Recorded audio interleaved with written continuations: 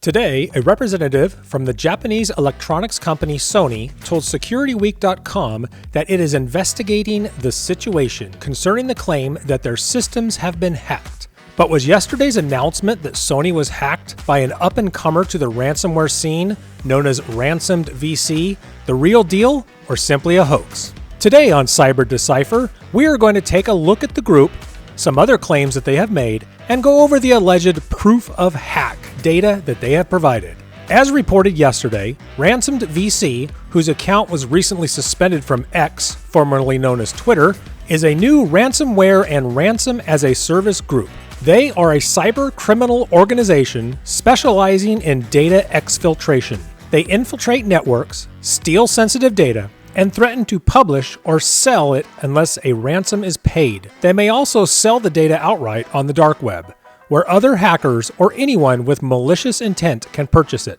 These types of attacks have become more common in recent years, with several high-profile companies facing similar cyber threats. Found on their website, posted on the dark web, RansomedVC lists many alleged attacks that they claim to have perpetrated. The very first of which is listed as metroclub.org on September 21st of this year.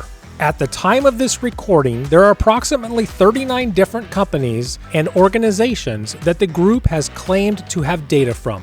In addition to Sony, some recognizable names include Nippon Telegraph and Telephone Corporation, who the group claims to have exfiltrated everything from, and are demanding a ransom of a little over $1 million.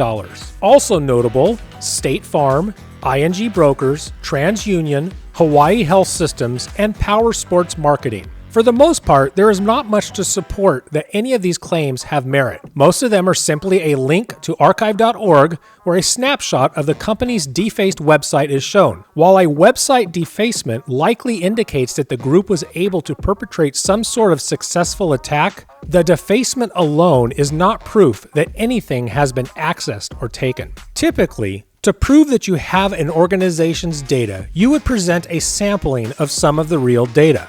With only one exception, ING Brokers, I can't find anything on their site that shows any actual data. The proof of hack that they have uploaded for ING does allegedly show about 1,700 individuals with data that includes name, address, phone number, birth date, and other information.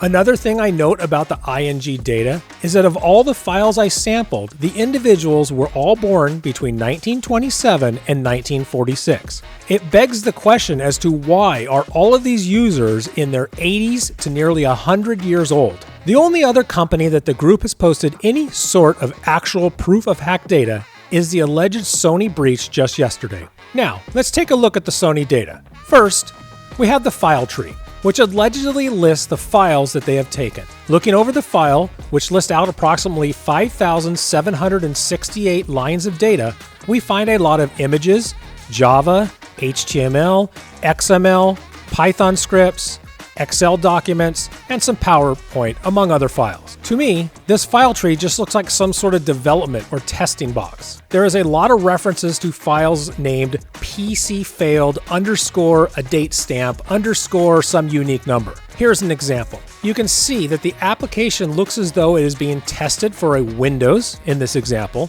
We see some terms like test, dev, and then listings of dumped images. The date stamp of many of them all seem to be a little aged too. We also find similar files named Android failed. The date stamps with 2023 in them are only 25. 2022, just 2 files.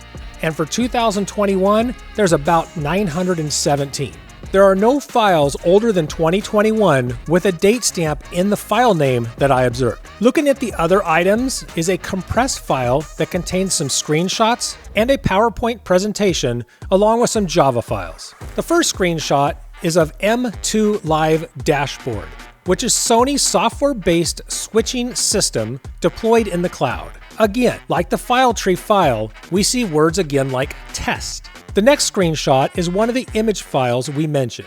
It has a timestamp of September 20th, 2022. I am not a programmer or a developer, but it looks to me like some sort of debugging output. It is notable that the file name in this image does match one of the files in the file tree. The logon page was reported as being an internal logon page, and the time noted in the system tray is August 10th, 2023. From the internet, this page does resolve and presents a similar page as shown in the screenshot, but it does not show any sort of logon. In fact, looking back at the very first snapshot of the page on archive.org, it has always just shown an error. Looking closer at the URL, it looks to me like there's possibly some sort of session token that is being passed to the browser. The website does have a public DNS record.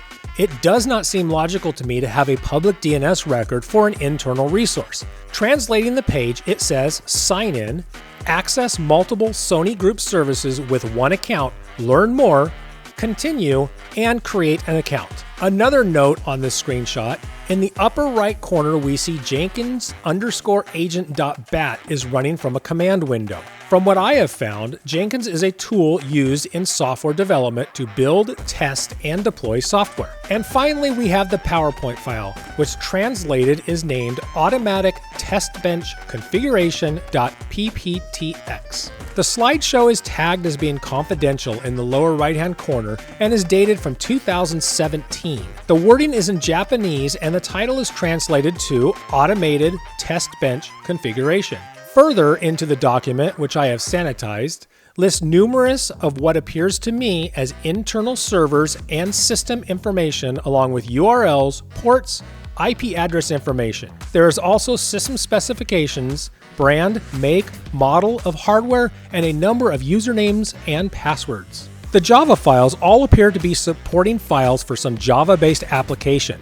With the exception of the PowerPoint file, all of the other proof-of-hack data appears to be directly related to development in the M2 live service. None of it really screams as even belonging to Sony. Just that something was accessed that uses or used the M2 live service. Even the alleged internal logon page is reachable from the internet. I do concede that it does not display a login prompt as shown in the proof of hack, but like I mentioned earlier, maybe there is a session token or single sign-on page that must be referenced to display it correctly. I am not going to declare either way on this. I'll just leave it as inconclusive in my opinion. But what do you think? Thanks for watching today's Cyber Decipher. I hope you found this informational and entertaining. Please like and subscribe.